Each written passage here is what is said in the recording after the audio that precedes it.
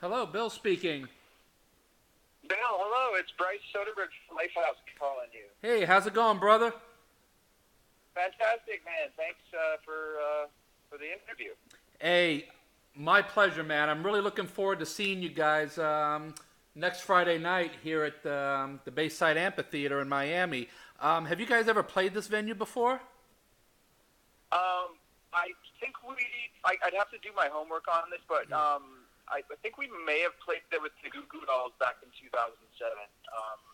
We're always excited to come back to Miami. Miami, not only is it it's a good town, the weather's awesome, but we just love the fans and the crowds every time we come back. Hey, not only that, but the amphitheater is right on the water. Oh yeah, well we're with the Switchfoot guys. They're big surfers, and we love the ocean. So I'm sure both bands are going to really love being there. That sounds great, man. I mean, how are things going so far with the Looking for Summer tour? It's been fantastic.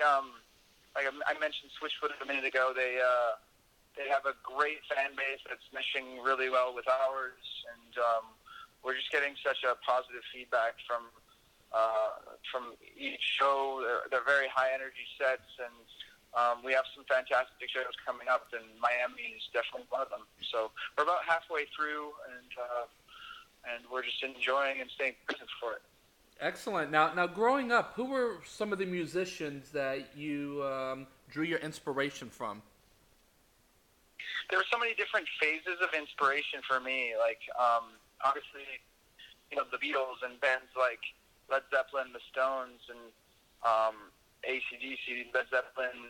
The founders of rock were shown to me by my parents at a young age, and then I got into the Seattle grunge scene when Nirvana came out in the early '90s, and was influenced by a big wave of bands like Soundgarden, Smashing Pumpkins, and Pearl Jam. And then as a musician, as I grew as a bassist, I got into a lot of jazz.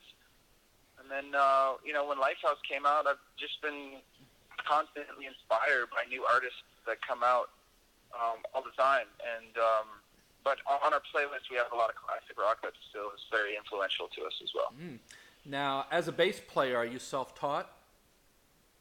I was self-taught on bass up until 13. Then I took lessons. I think that's a great age for kids to start taking lessons because your brain is like a sponge. And I was just soaking up as much experience as I could at that time, playing in a garage with bands all over and just being horrible. And I felt like as a musician, there was definitely a phase where bringing my 10,000 hours, so to speak, was really crucial for my musical development. Yeah, I think that makes sense because you're not going in there raw. I mean, your fingers are already kind of built up from playing on your own all those years. Yeah, it gets to a certain point where it's like riding a bike, but you're always moving and growing with music. You never feel like you've made it. There's always new chapters to it. It's a wonderful thing. True that. Now, Lifehouse has built a name as a leading alternative rock band over the past, almost 20 years, man. Now, having released 7 successful studio albums and touring the world and such, how would you describe the amazing ride that the band has been on all these years? I mean, it's been pretty overwhelming at times. I never saw my life specifically as a musician getting to this point. And, there's definitely some moments where, we have to pinch ourselves. And there's also been peaks and valleys. There's been some low points as well where we've, Sure. We've seen our challenges and faced them and tried to overcome them. Nothing is always, the experience is never like always the top notch, but for the most part, to be a band for 17 years and to have this much success and fans that are still around for us, it's something to be grateful for because it's a very rare thing, especially in this day and age of music. Absolutely. It's a rough business. It can be, yeah. Now, Lifehouse Greatest Hits album is finally out, released in July. Now, even though the songs are, they're already written and have proven themselves on the charts, I bet there's still a lot of work that goes into putting it out, isn't there? Yeah, I mean, it's In this day and age, there's different techniques for releasing songs. You know, a lot of bands in 2017 aren't on major labels as they used to be. We used to have a radio team that would go around and promote songs and really help get our songs to a certain level. And now it's just direct to fan marketing when it comes to releasing music that's effective with us. Our social media is a really positive presence for us to connect directly to our fans. And when we release new music, sometimes we can just put it on there, and that's, you know, we're in this day and age, we do get a lot of fan base from that avenue. There's also licensing and new movies and stuff, and but either way, it's a great time for music to be heard right now. There's definitely many different vehicles for it. I agree. Now, like me, I used to Green Day for. I used to roadie for Green Day back in the day when they were first starting out. So I kind of know what the life of a working musician is like on the road. But for those that are listening, what is a typical day like for you from the time you wake up all the way to showtime when you're on tour?